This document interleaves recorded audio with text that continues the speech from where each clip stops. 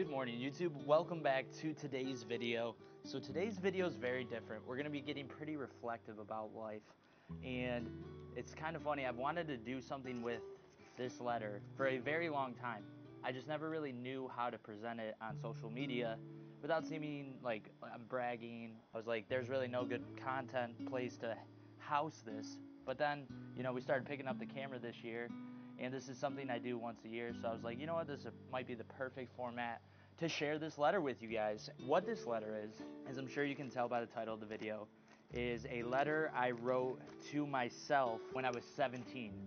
So I did this in my AP Bio class, wrote a letter like last day of the year, and we gave it to our teachers, and they were mailing it out to us. I think I got this in 2019, I want to say. So that'd be like around 7 years after I graduated high school, which is about 3 years ago now, and I got it, and I always remembered the letter, but when I read it at that point in my life, I just broke down because it was just really cool. I think it's exciting. It was a good life lesson at that point in my life to kind of vocalize your goals and write them down, and even just things that are important to you at certain periods of time of your life.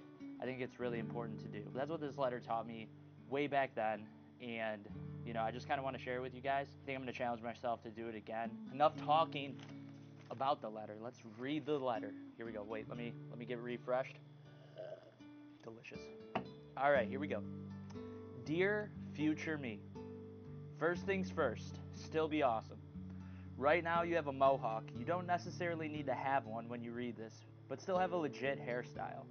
I mean, this year we did long flow. We've done the mullet. We've done this undercut, and I just love changing my hair. So shout out to ACM Barber down here in Tampa. Shout out to Aubrey, of course, keeping the hairstyles cool. Second, still be funny. We're working on that one. Always make jokes that make people laugh. Always help people who need it and be a good friend. No matter what may happen, always talk to mom and dad. If you're moved out or are close to moving out, always call them and see them. Tell them thank you and I love you. So that's kind of cool because I was 1 year, a little over a year into my house at that point in time. And obviously now I don't live in Michigan all the time. But thankfully, and I say this in a serious manner, thankfully, when I am home in Michigan, I do get to see them all the time because I am living with them. So it's funny, I would call my parents twice a day ever since I moved out. And then now that I'm down here, when I'm down here, that's 4 or 5 times a day. So next, this is the important part. Please still be in shape. You're going to be 24 or 25 when you read this, so you should have your sick Mark Wahlberg body and benching 300. So obviously, at this point in my life, Mark Wahlberg, very handsome man, when he did that whole Calvin Klein thing, I know it sounds sus, but guys, just roll with me. We all know it, okay? It's all true. So, yeah, at that point in my life, that was my fitness goal, and I needed to bench 300 pounds. Thankfully, we've done both. We've competed in a few bodybuilding shows, couple 10 powerlifting meets. We followed through. 17-year-old me. Don't worry. Now for the more serious things, guys. You ready? Hang on. Water for serious. You should be close to finishing pharmacy school and getting ready to graduate and make bank. Well, pharmacy sucked, and I was probably smart enough to do it. I was just lazy at that time in my life. So we bailed on pharmacy. We went accounting. We're still doing good, though. We're still doing good. We're happy. Pay off all your student loans ASAP. Still working on that.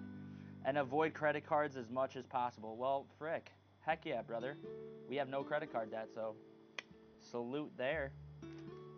Still be friends with Josh Short, Anthony Leone, Christian Catterson, Ryan Arsenal, Peter Jelli, and Mike Farah.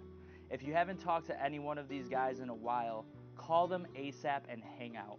These are the people that are close in my life. I've unfortunately kind of lost contact with Mike, but I'm going to call him after this video is done. But yeah, I think the best part of that is obviously those are my guys. That's my close circle. And what's great is so many of them have met awesome women that are now part of our circle too. You know what I'm saying? So it's not only was I so focused on keeping good people around me, they also found good people, which just put more and more good people in my life, and I'm just really grateful for that. They're just good guys and they deserve it. So they found great women, and now I'm surrounded by great people, and I'm so fortunate for that. And thankfully too, as I've gotten older, I've met more people and made more friends. So these guys are still in my life hardcore, and I have even more people who are super solid in my life and super consistent. But I think it's important to always, expand your circle, surround yourself with great people, people who challenge you. And I've been very blessed to be able to do that in my life. If there's a fight between any of you guys, fix it. Oh, sorry. Fix it and make up. Here we go. Be involved with church. Heck yeah, we're still doing it. We're still doing it.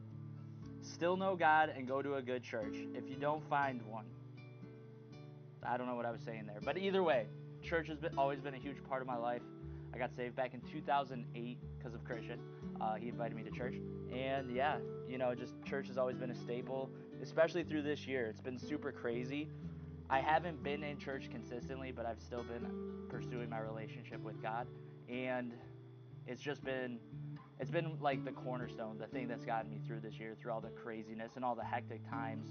But it's been, that's been like the single best life-changing decision of my life. So yeah, so I'm really glad that I'm thankful to be able to still be involved at Lakeside, and I have a church down here as well. So it's been good. God's been good to me. That's why I am here at this point in my life, and every day is a blessing, even on the bad days. So this part, I remember this part. This one's gonna sting a little, but here we go. Lastly is obviously Ashley. According to the plans you have currently made, you will be close to getting married by now. Do everything you can to make her happy. If these plans aren't at this stage, it's okay. As long as you have Ashley, you're fine. Keep on keeping on and achieve your goals. So this was somebody I dated for a very long time. Definitely held a special place in my heart.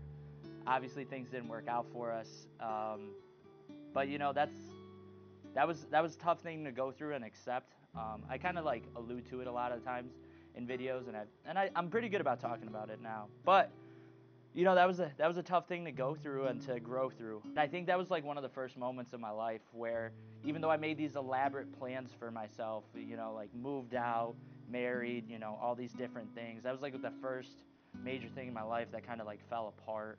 And I kind of lost who I was for a while, and I got really, really low. But we survived. Like I said, grew through it. It was a struggle. It took a long time. Some days it messes with me, but I think that's natural. Somebody we dated 6.5 years, so she took up a large, and I mean it respectfully, she took up a large portion of my life. So it's understandable when something major like that happens to you, that you can, it can affect you. So, if you're going through something like that right now, or you have been through it, just know, it gets better. You can take anything and turn it around and make it for your good. It'll take time, but, sometimes we go through things in our lives where it's not for us, yes, it happens to us, but when we can speak to somebody else about it who's going through a similar situation, it's super impactful. So sometimes you go through something that's not meant for you, it's meant for somebody else. Your example of handling a situation can bring somebody else hope or closure or something. So that is one little thing I want to say. No matter how bad things can get, there's always purpose in the pain, and at the end of the day, God sees you through, and it's all part of the plan. Even though you can't see the end result, that's the whole purpose for it. Okay, we're gonna wrap up the letter here. It's done. Love, 17-year-old you. P.S. Right now your happy high school is over, and make sure you invite Hilliard, Bushi, Wright, and Mr. C to your wedding. So those were my teachers that did SSP with us, sophomore senior program. I was a senior that mentored young sophomores coming into high school, and those are the teachers that ran it. So they're still getting an invite to my wedding because I'm not letting 17-year-old me down, and I'm still happy high school's over for sure. But the one thing that this letter, so when I first read that, I remembered most of it, forgot some of it, and it was just so cool to see that everything I kind of wrote down came to fruition. Obviously missed on some things, school, relationships, but it's okay. We did more good than we missed on. Yeah, so it was just really impactful when I read it, and I honestly was kind of nervous I was gonna cry during this, but thankfully I didn't. But it's just really cool to see that the goals I established, when I was 17, I'm now 28, 11 years over the last 11 years, I've been able to achieve that. And there's that reel, or that, however you want to describe it, that audio for reels on Instagram where it talks about the life I'm living right now is the life my younger self, would be proud of. And like that, like when I read the letter and I heard that, like it just kind of all hit me at once, because it's true, like sometimes we get so caught up in our lives where we're at or where we're not at with certain aspects, and you feel like you're not doing enough. But when you like take the time to look back on what you used to want, you realize how much you've just truly done. So like I've kept this letter, for the last 3 years. I read it once a year because I need that reminder of like, hey, no matter where we're at right now, we've done a lot. We've made the younger version of us like really proud. So that's something everyone should hold on to. And